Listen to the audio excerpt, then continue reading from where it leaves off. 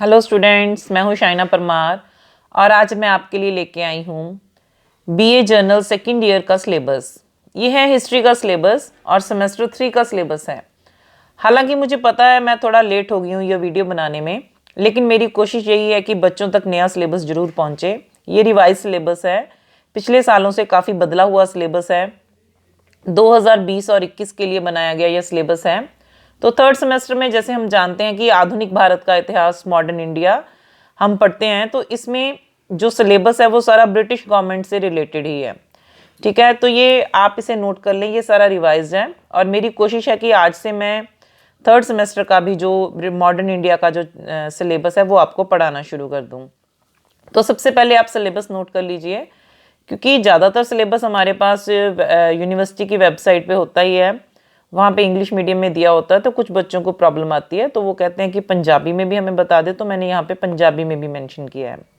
और पंजाबी और हिंदी में कुछ ज़्यादा डिफरेंस नहीं है, तो हिंदी वालों के लिए तो बड़ी आसानी से ये नोट किया जा सकता है। तो हमारे पास यूनिट 1 में सबसे पहले चैप्टर है foundation of British rule, circumstances leading to the battle of Plassey and Buxar and their significance, reform of Warren Hastings। कुछ चैप्टर्स हैं जो वैसे ही सेम है जो पिछले सालों में थे और कुछ बदल गए हैं। तो जिन बच्चों के पास पुरानी बुक्स हैं वो सिर्फ अगर देखें तो सिलेबस में ही चेंज है, बुक के अंदर मटेरियल तकरीबन सारा होता ही है।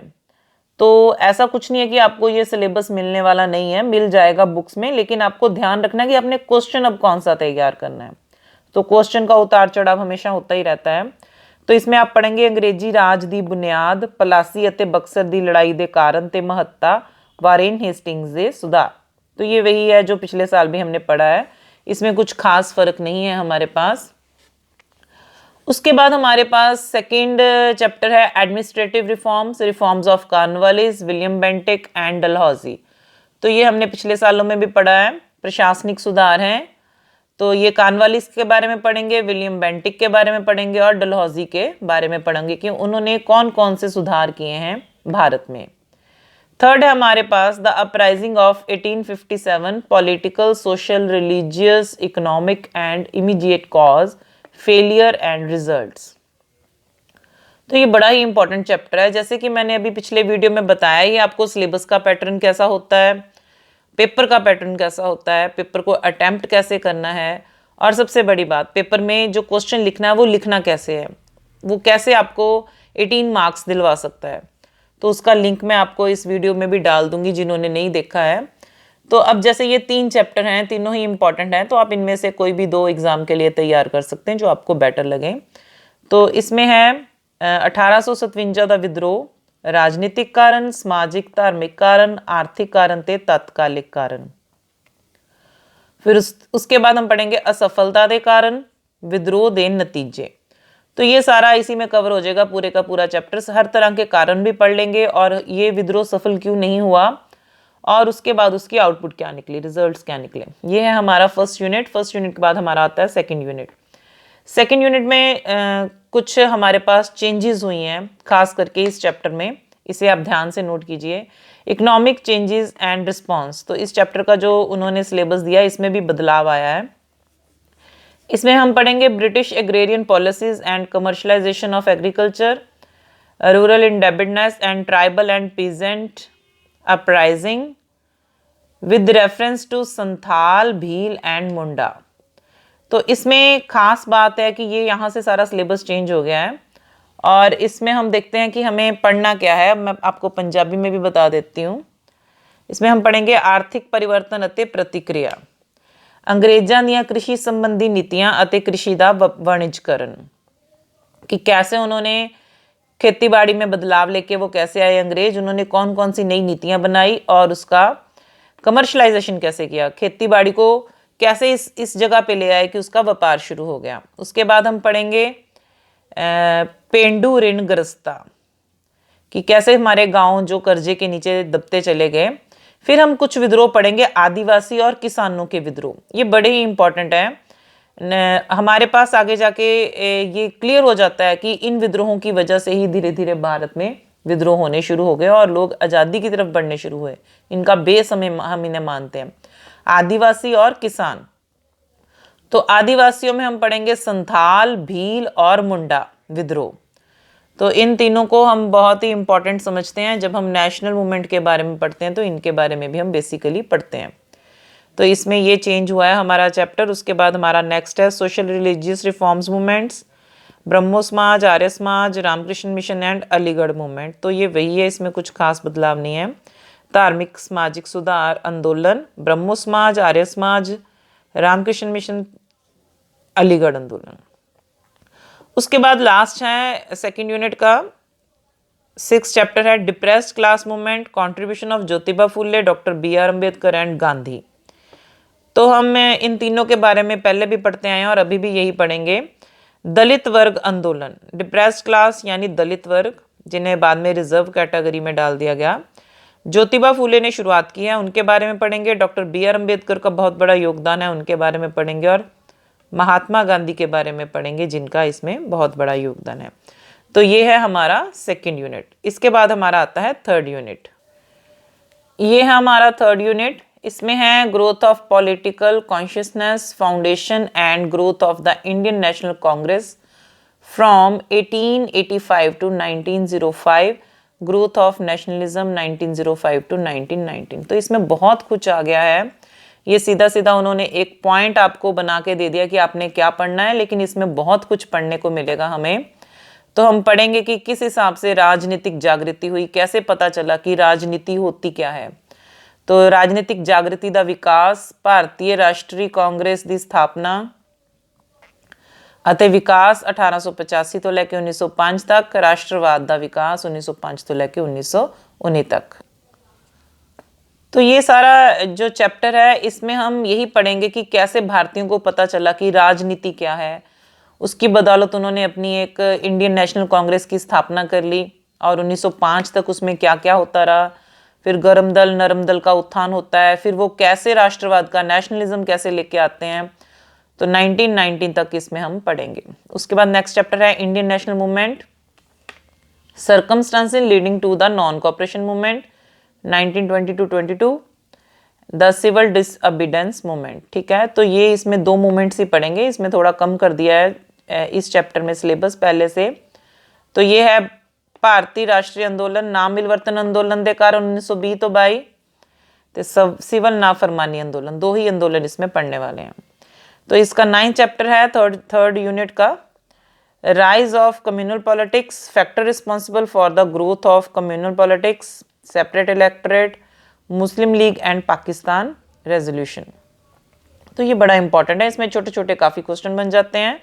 सांप्रदायिक राजनीति का उत्थान, तो हमें पता है सांप्रदायिकता क्या है, कैसे हिंदू मुस्लिम के बीच बदलाव आना शुरू हुआ है और सांप्रदायिकता का समय शुरू होता है। तो इसमें हम पढ़ने वाले हैं सांप्रदायिक राजनीति के विकास के कारण, वक्री चोन प्रणाली, मुस्लिम लीग और पाकिस्तान प्रस्ताव।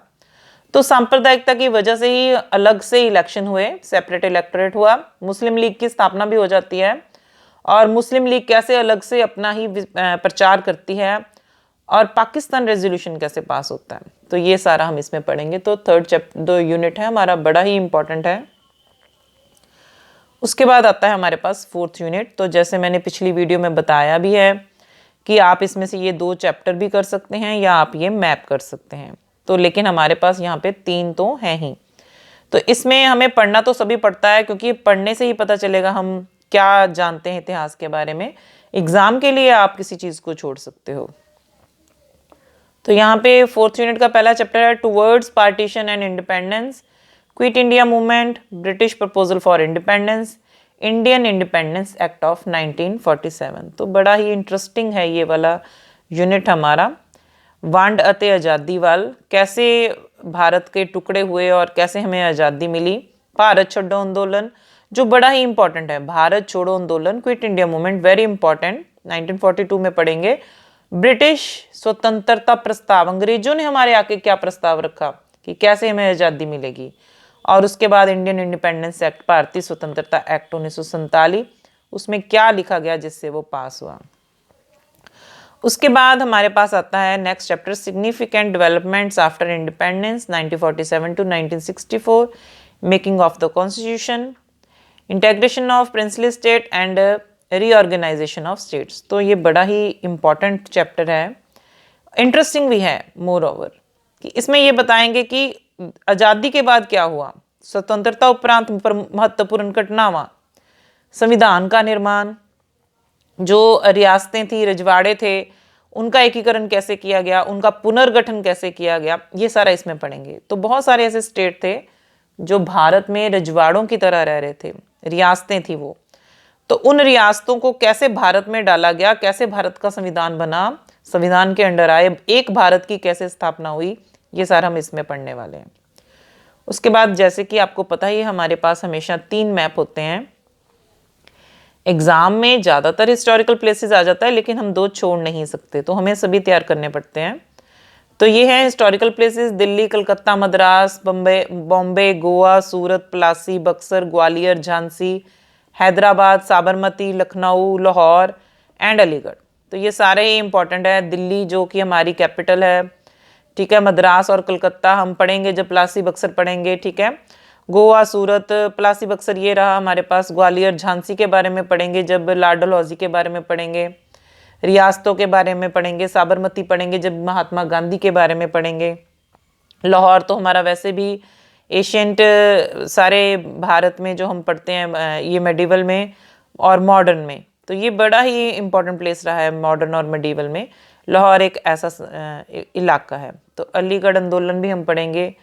तो ये सारे आपके हिस्टोरिकल प्लेसेस हैं इंपॉर्टेंट, आपसे भारत के मैप में भरेंगे और आउटलाइन मैप लेंगे आप, उसमें भरेंगे, ठीक है। Extent of British empire in 1856, इसमें भी ऐसे ही कुछ मिले जुले इलाके होते हैं कि 1856 में जब अंग्रेजों ने अपनी राज की स्थापना कर ली, तो वो कहाँ कहाँ तक फैले हुए थे 1856 तक। और रिपब्लिक ऑफ इंडिया 1950, जब भारत गणतंत्र देश बना, तो उस वक्त वो भारत कैसा था वो इसमें हम सारा भर के दिखाते हैं। तो इससे कुछ ज़्यादा हटके नहीं होता, थोड़ा मिला जुला ही होता है, इसलिए हमें ये मैप करने ज़्यादा आसान लगते हैं। तो आप कुछ भी चूज़ कर सकते हैं इसमें से। ये रहा आपका सिलेबस, और इसे आप अपनी कॉपीज़ पे नोट कर लीजिए। वेबसाइट से भी आप इसको प्रिंट करवा सकते हैं। आपकी बुक्स के आगे भी दिया होता है सिलेबस, जो आप अपने पढ़ने के लिए कॉलेज के लिए बुक्स लेते हैं या अपने प्राइवेट स्टूडेंट हैं उनको भी बता रही हूँ। तो सिलेबस अगर आपके सामने होगा तो सारी बुक को पढ़ने की ज़रूरत नहीं पड़ेगी, क्योंकि बुक्स में बहुत कुछ है। हिस्ट्री तो ऐसी है जो कभी ख़त्म ही नहीं होती। तो इसमें इतना कुछ है कि अगर आप इसको सारी किताब उठाओगे तो पढ़ लोगे तो अच्छा ही है, लेकिन अगर आपने एग्ज़ाम के लिए पढ़ना है तो आपको सिर्फ वही पढ़ना है जो आपको क्वेश्चन दिया हुआ है, क्योंकि इसके अलावा बुक्स में बहुत कुछ होगा। जैसे ये मूवमेंट्स ही हैं, यहाँ पे हमने सिर्फ 2 ही पढ़नी है, नॉन कोऑपरेशन और सिविल डिसोबीडियंस, लेकिन इसके अलावा हमारे पास और कई कुछ है जिसे हम छोड़ रहे हैं। यहाँ पे सुभाष चंद्र बोस के बारे में छोड़ रहे हैं, और उसके अलावा कई सम्मेलन हुए हैं कांग्रेस के, उनको छोड़ रहे हैं। तो क्योंकि छोड़ रहे हैं क्योंकि इतना सिलेबस नहीं पढ़ा जा सकता एग्जाम में, तो आपको इसी में से ही पढ़ना है। यही है आपका 3rd सेमेस्टर का सिलेबस। 3rd सेमेस्टर के सिलेबस के बाद मैं अब स्टेप बाय स्टेप्स इनके चैप्टर भी करवाने वाली हूँ, तो आप चैनल को सब्सक्राइब कर लें ताकि इजीली आप वो सब पढ़ सकें। और उसके बाद इसके साथ ही बाकी सभी क्लासेस के सिलेबस के अकॉर्डिंगली भी पढ़ाने वाली हूँ। एशियंट चल रहा है, एशियंट के बाद मेडिवल शुरू होगा, अभी साथ में मॉडर्न स्टार्ट हो रहा है, तो मॉडर्न के बाद पंजाब स्टार्ट होगा और वर्ल्ड हिस्ट्री भी साथ ही शुरू हो जाएगी। Thank you so much.